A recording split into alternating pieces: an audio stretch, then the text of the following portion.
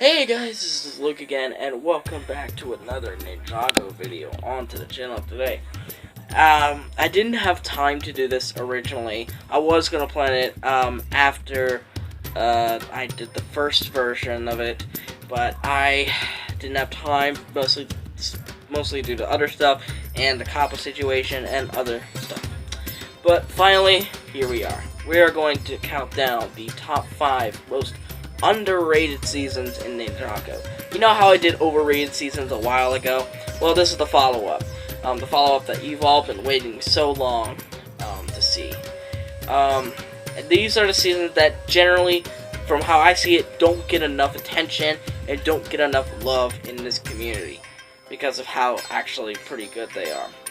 With that being said, let's go right into the countdown. And at number 5, this one I was sort of hesitant to put on the list due to how much I was like, but I've seen more people open up to it more because of how it is on its own.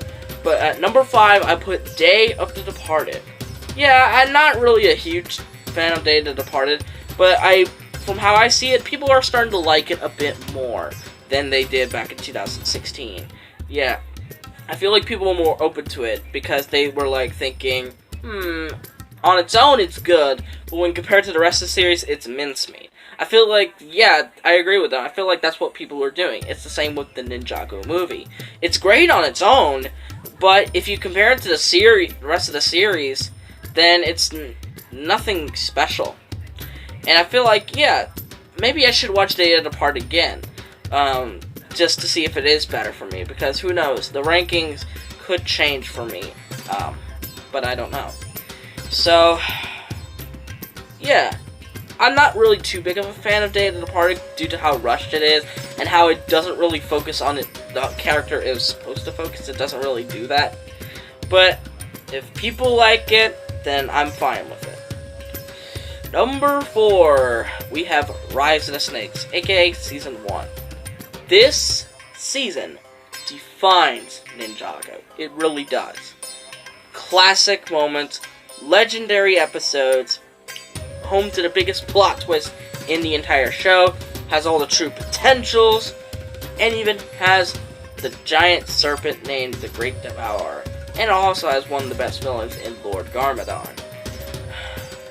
What more can you ask for? Why did I put this one so low on the list? Mostly due to the fact that most people really love the season, and I have seen some people say it's overrated, because when I did a vote on most overrated seasons, I got like 1 vote for Rise of the Snakes, by someone. I haven't gotten an explanation as to why, but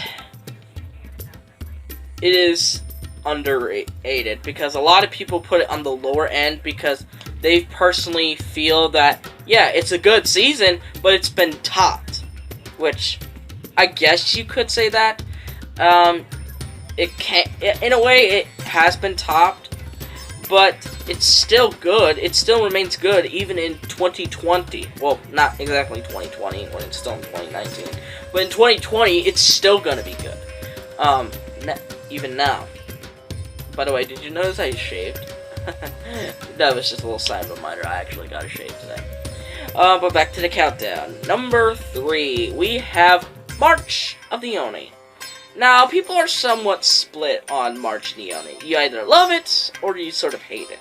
My friend NinjaMan285 doesn't like it, as it... Yeah, I do agree, it is sort of a weak conclusion to the Oni and Dragon trilogy.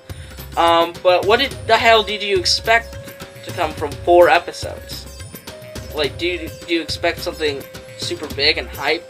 Now, if you blame the Oni for being so underwhelming, blame Hunted for that. Don't blame March of the Oni, because Hunted really hyped them up. March of the Oni, all they did was show them. And, to be honest, the Oni would have been much better. I do agree, it should have been longer. It should have been 6 episodes. But it was still neat for what we got. And if Ninjago ended on that note, I even made a video on why Ninjago should have ended at March 9th. You could see the info card right here in the upper right side. But if Ninjago were to end there, I would have been satisfied. I would have been totally fine.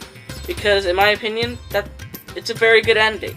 It might not be perfect like, say, Season 2 or Season 5's season finales, but be perfect series finale, I mean. It might not have been the perfect way to end it, but it's still a satisfying conclusion. And I feel like most people overlook that for things like, oh, the fall meant pretty much nothing considering it, you know, removed this episode later. Or the ending's completely rushed as hell. Or something like that. But yeah. I do think it's an underrated season that really needs to get a bit more love into this community. Number 2, you're going to be shocked I put this in number 2 and not number 1, but I put Rebooted. Now, 2 and 3, Rebooted and March to the Oni are sort of interswappable. Sometimes I feel March to the Oni is more underrated, but sometimes I feel Rebooted is more underrated. So, they're pretty much at the same spot. I just had to choose which one I thought at that moment in time. So, who knows? It could be 3 Rebooted, 2 March to the Oni. But Rebooted, yes, it does generate hate. And some of the reasons for its hate are somewhat not that good. I remember this is from Prentice 1215 or 1245 or something. He said that to him, he thought Rebooted ended 3 different times at episode 28, episode 31, and episode 34. Okay, episode 28, not really, because I mean you could, but it would have been such an underwhelming story if it ended there. 31, it couldn't have ended there because of the Overlord being brought back and Cyrus Borg being captured. And yeah, 34, the legendary ending. So that's not really a good reason to hate it. Another reason I saw is the technology is just for show, which is complete bullshit. There was a reason the technology was sort of held back, and that was due to Zane's sacrifice at the memorial. And that was Cyrus Borg saying, I thought technology would solve problems, but it created many more, or something like that. This is also from Prentice.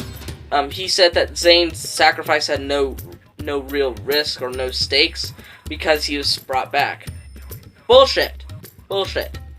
It did have stakes. He gave his own life to protect Ninjago. If he didn't die, everyone else would have died. Okay, so how can you say there's no stakes in that? And a lot of people complained about, Zane defeating the Overlord is bullshit. Well, if the first Benjitsu Master can't defeat the Overlord, then why does Lloyd count, but Zane doesn't count? That's what's confusing me. If Lloyd can beat him, then pretty much anyone can beat him.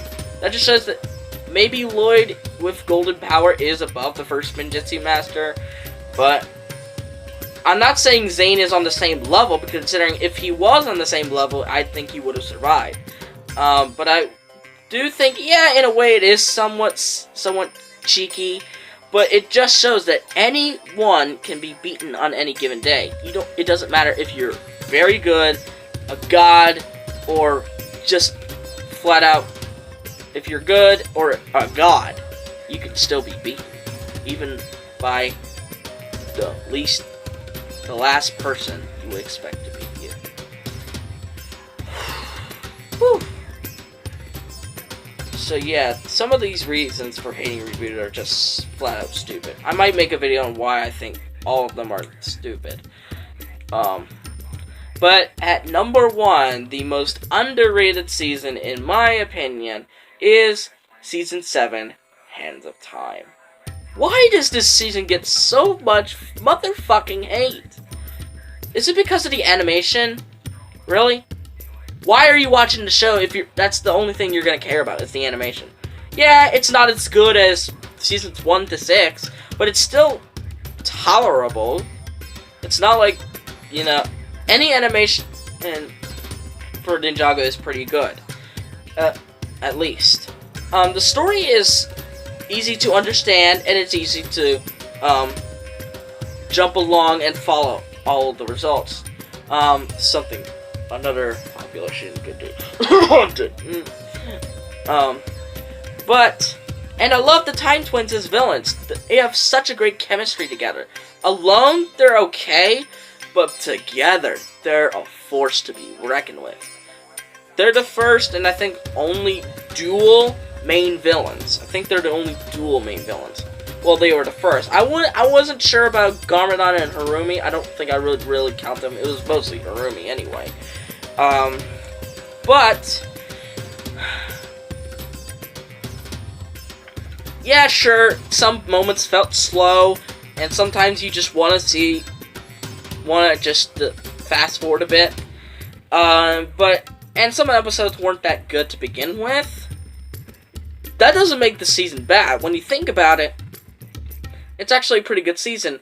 And in a future video, I'll talk about how you should thank Hands of Time for causing the Oni and Dragon trilogy. Because a lot of people say the Oni and Dragon trilogy is the best thing to come out of Ninjago. Well, in my opinion, Harumi and the season known as Hands of Time caused this. But I'm gonna explain more once I get to that video. But anyway, I hope you guys like this countdown. Give it that thumbs up, subscribe to the channel by clicking on that red subscribe button, and click on the notification bell to see every video that I will upload. And I'll see you folks in the next video. Bye bye!